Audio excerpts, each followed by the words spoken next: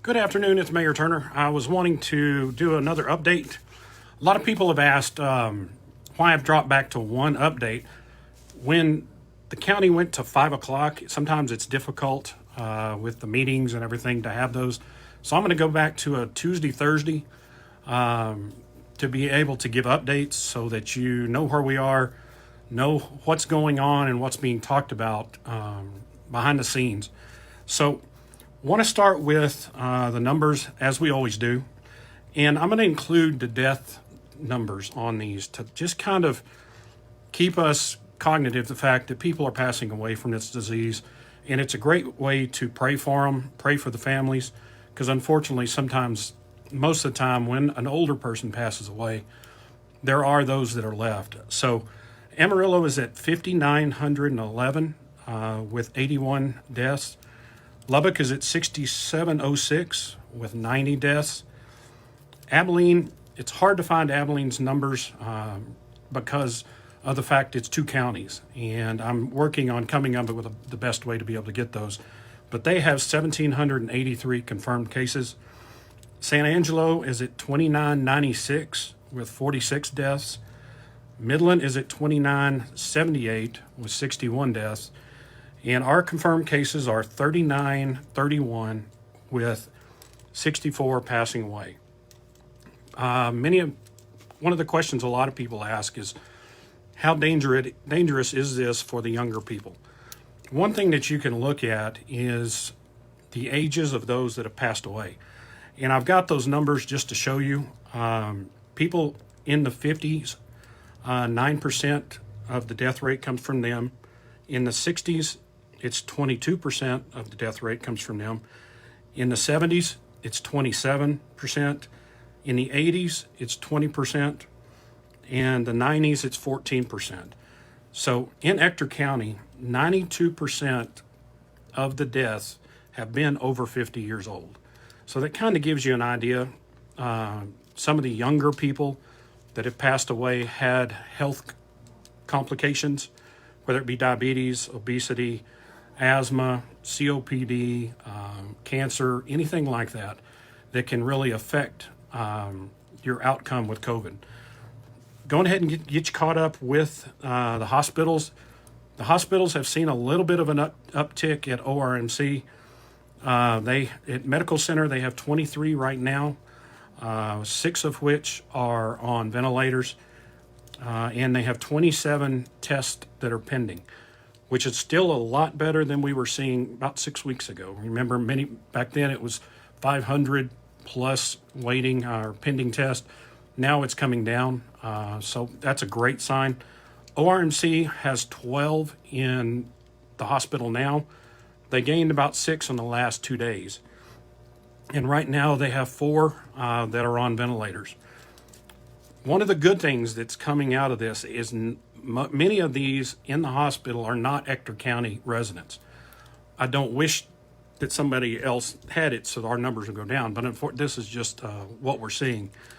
Right now, in the nursing homes, one from Buena Vita, Odessa, is in there. One from McCamey's Buena Vita nursing home is in there. Deering right now is having quite a problem with COVID. They've had 72 cases of COVID inside. 64 of them right now are active. So that's something that we're seeing and that we're a little concerned about. The health department has gone into Deering to help set up an isolation area for those that are showing more symptoms, and also to be able to help them to clean and make sure that they understand everything. So talking about people from outside our community, in the 2 hospitals, we have 2 from Fort Stockton, 1 from Andrews, 1 from Crane, 1 from Pecos, and 1 from Big Springs. So we are still seeing people being brought in because our hospitals are the regional hospitals.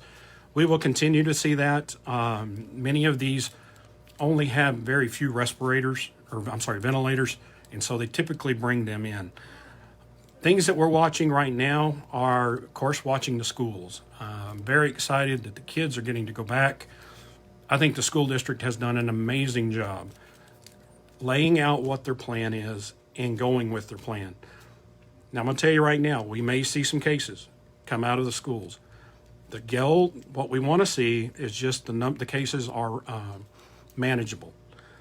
Kids, from everything I've read, are less likely to get it, many times because they're so healthy. So we're watching that. We want to keep it in our prayers that it does bad in the schools. A few cases we can expect. Anytime you put that number of people together. But like I said, school districts have done a fantastic job. I know many of the private schools have just now started to go into session, so we need to watch that. But overall, I am so proud of this community and the way they have done it. I know there's been some arguments, mask, no mask, but it looks like things like that have helped bring the numbers down and keep them manageable at the hospital. One thing, right now everybody kind of gets into the dumps about coronavirus and everything going on. Look, we're a strong city. There's a lot of talk right now about August 31st. And I apologize, I get choked up. I'm so proud of the way this community has come together in this last year and pushed forward. There's going to be days when there's good news. There's going to be days when the news may not be that good. But the people of Odessa have always been so strong. We are going to continue to push through COVID, get through this, and move on. The next week is going to be difficult. I'll be honest with you, it's going to be difficult for me dealing with August 31st. And I've asked the city, to put together something that's a little bit different to work with the churches. Every day we're going to put out one of the victims. It's going to be 7 days of prayer for our 7 victims. There's families that have had to go through birthdays, have had to go through Christmas, had to go through family gatherings that don't have that family member. And when all this happened, Odessa was fantastic about giving food to first responders, raising money. This next week is going to be a week of remembrance. I wished we could gather together just for the fellowship. But unfortunately with COVID, we can't. So all of it is going to be done digitally. Please look on the Facebook page or the website for the city to let you know of things. You can send in videos, you can send in pictures, you can send in memories of that. But all of this is to help us heal. Especially, it will do everyone good to know that the ones that didn't lose their lives are doing well. I got to see the little angel that had the shrapnel hit her in the face. She is a beautiful little one now, doing well, but we also need to remember those we lost. And that's what we're going to do this next week. But that's all I've got today. God bless each and every one of you. Hang in there. We're getting it done. And I'm going to work with Mayor Payton to talk to the governor to see if we can reasonably start opening up our cities a little more. We need to be cognitive of the fact that with the medical professionals, we need to talk to them. But a lot of our businesses are suffering, and it is time, since we are doing what we need to do, we're seeing the numbers slowly go down. We need to be able to help some of these businesses that are having a tough time. So God bless each and every one of you. I will see you next week. Be safe, wear your mask, wash your hands. Thank you very much.